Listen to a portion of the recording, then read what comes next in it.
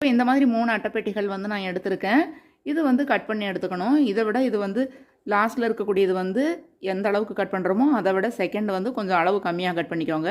இது வந்து அதை விட கொஞ்சம் சின்னதாக கட் பண்ணிக்கணும். இப்போ 3 பெட்டிகளும் அப்படியே கட் பண்ணிவிட்டு நம்ம வந்து இது ஃபுல்லாகவே டெக்கரேஷன் பண்ண போகிறோம். இப்போ பாருங்கள், உங்கள்கிட்ட நான் 3 பாக்ஸ் காமிச்சிருந்தேன். அது எல்லாமே வந்து நான் கிளிட்டர் சீட்டு போட்டு அதுக்கு மேலே இந்த மாதிரி ஒரு லேஸ் வச்சு ஒட்டியிருக்கேன். இப்போ இந்த பேக் சைடு வந்து கிளிட்டர் சீட் ஒட்ட வேண்டியதில்லை. இங்கே வந்து கொஞ்சமாக கம் அப்ளை பண்ணிவிட்டு இந்த பாக்ஸ் அட்டாச் பண்ணிடணும். அதே மாதிரி இந்த பேக் சைடும் வந்து கம் அப்ளை பண்ணிவிட்டு இந்த மாதிரி வச்சிடணும். ஆர்கனைசர் வந்து ரெடி ஆயிருச்சு. நம்ம ரிமோட்டெல்லாம் இந்த மாதிரி போட்டு வச்சுக்கலாம். சென்டரில் வந்து நம்ம செல்ஃபோன்லாம் வைக்கணும்னா வச்சுக்கலாம். இதில் வந்து இந்த மாதிரி வந்து பர்ஸ் வேணாலும் நம்ம போட்டுக்கலாம். சரி, ஒரு பாக்ஸ் ஒன்று எடுத்துக்கோங்க.